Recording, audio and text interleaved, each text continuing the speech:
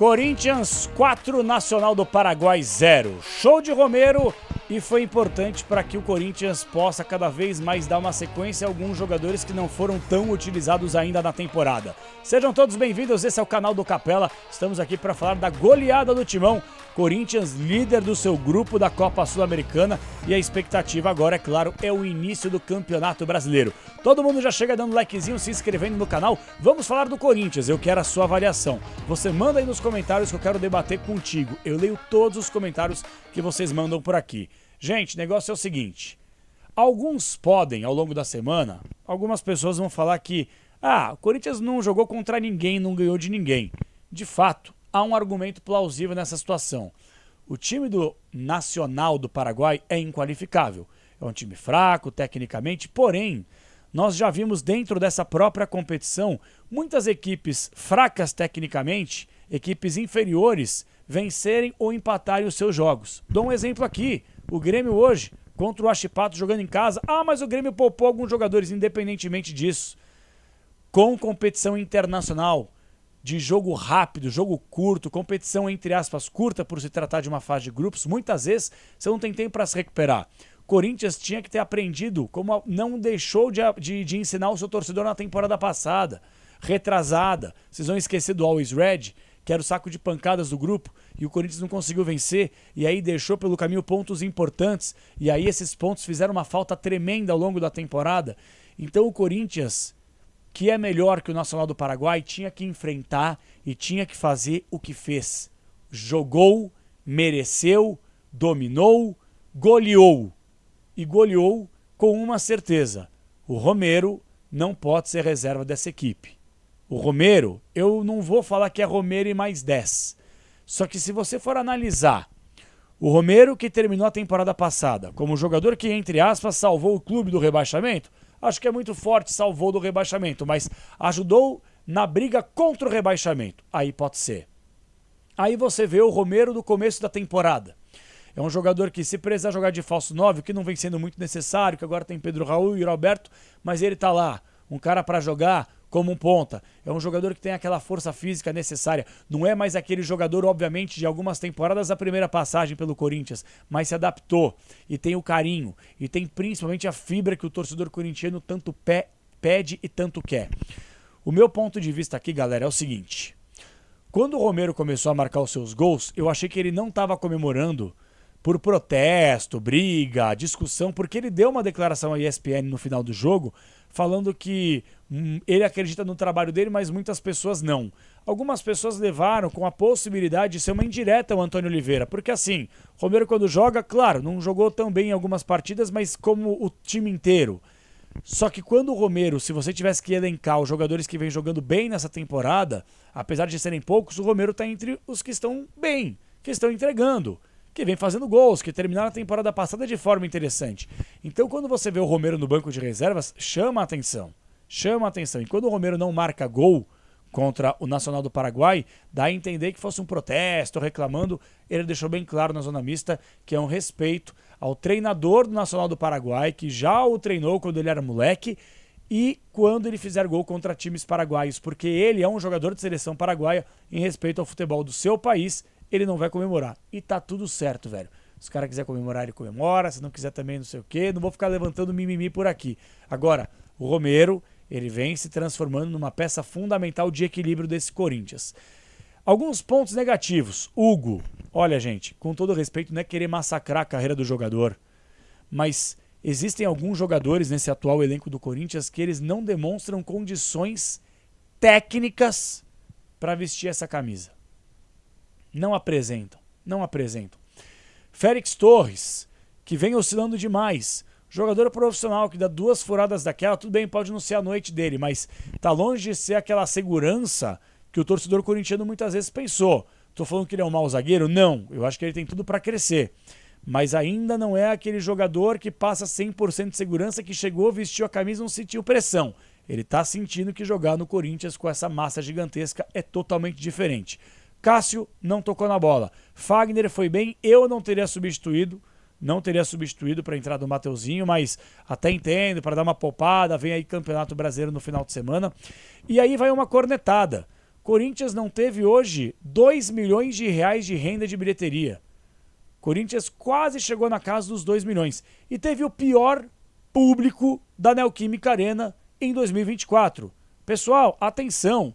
Não precisa ser formado, ser bacharel, fazer uma tese, defender um doutorado, qualquer coisa, para entender que horário ruim, como o horário era péssimo, 7 horas da noite, velho.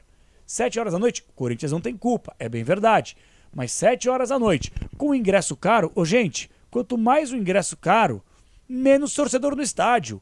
É uma matemática simples. E o Augusto Melo conversou com a Rádio Bandeirantes, estivemos juntos durante o programa, e o Augusto deixou bem claro que os ingressos voltarão ao preço justo, ao preço normal, mas precisava ter aumentado de forma significativa o valor do ingresso num jogo importante, Copa Sul-Americana, e ainda assim, hein, o ingresso caro, o horário ruim, o Corinthians colocou mais de 32 mil torcedores na Neoquímica Arena, o que é uma bela vitória.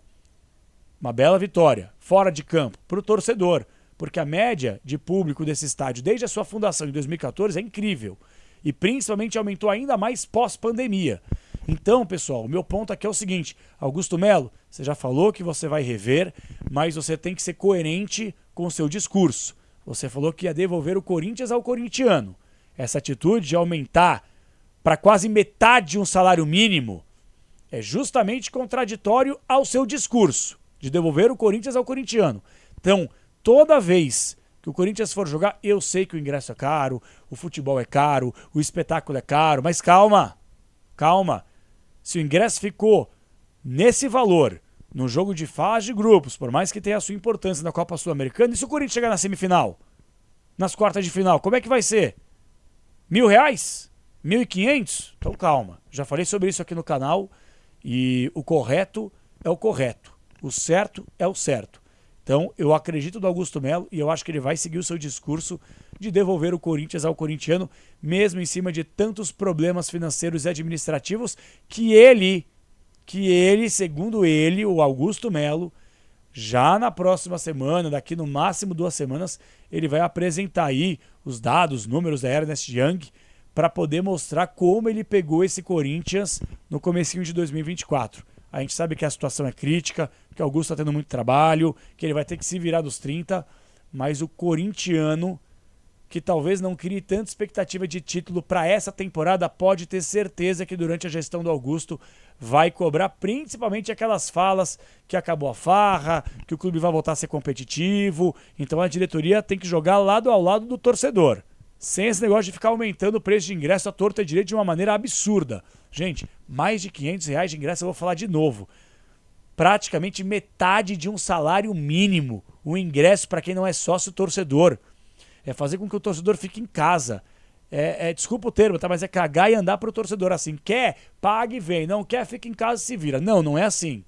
Ainda mais a diretoria deveria ter tido um pouco de compaixão por entender que o horário é péssimo pro trabalhador sair aí do seu trabalho lá da zona X, Y, Z, de outra cidade, do interior, do litoral, para conseguir chegar no estádio e não perder 1 minuto da partida. Então, assim, falando agora de campo e bola, Corinthians fez uma ótima partida, consistente, dominante, mesmo contra o adversário enfraquecido.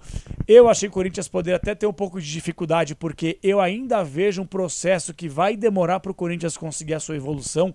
E não é porque, eu falei sobre isso aqui, não é porque empatou com o Racing que está tudo errado, e não é porque ganhou de goleado Nacional do Paraguai que está tudo certo. O Corinthians agora vai enfrentar uma outra realidade, que é o início de um campeonato brasileiro, começando contra o Atlético Mineiro, que vem com moral, com um novo trabalho, novo treinador, que vem de título. Então agora o buraco é mais embaixo. Então, como o Corinthians não tem um grande time, e vem cá, eu não sei se você concorda com essa avaliação, mas esse atual time do Corinthians, ele é pior que o do ano passado. Então, indiscutivelmente, a diretoria vai ter que trabalhar para contratar jogadores, pelo menos umas 4 peças. É só você fazer um x1, o pau a pau, mano a mano, você colocar na balança jogadores que saíram, mesmo que não estivessem rendendo, e jogadores que chegaram. Por exemplo, o Coronado, que machucou, teve dengue, está voltando agora, bom jogador. Eu acho que o Corinthians ideal seria Carlos Miguel para mim. Sei que muita gente gosta do Cássio, eu idolatro o Cássio, mesmo não sendo corintiano, mas gostando do clube. Cássio é um patrimônio do Corinthians, mas momento Carlos Miguel. Fagner, Félix Torres tem que acordar, mas é o Félix Torres, Gustavo Henrique e o lateral esquerdo, cara, talvez Se o Palácio não puder jogar, o Caetano. Tem que se virar, porque o Hugo e o Bidu tá difícil. Ranieri, incontestável. Eventualmente, por que não Paulinho ou Maicon? E aí você põe Garro e Coronado. Na frente, Romero e Roberto, Wesley. Você pode começar a alternar, pensar. O Wesley não foi uma grande partida, mas é um ponto fundamental para a escapada de contra-ataque, principalmente jogadas ofensivas desse Corinthians. Então acho que assim, não tem um grande time, tampouco um grande elenco, mas ainda assim, se organizado e com peças que chegarem, eu acho que o Corinthians pode chegar longe na disputa da Copa Sul-Americana. Copa do Brasil para esse primeiro momento de reconstrução de Augusto Melo, acho que ainda não.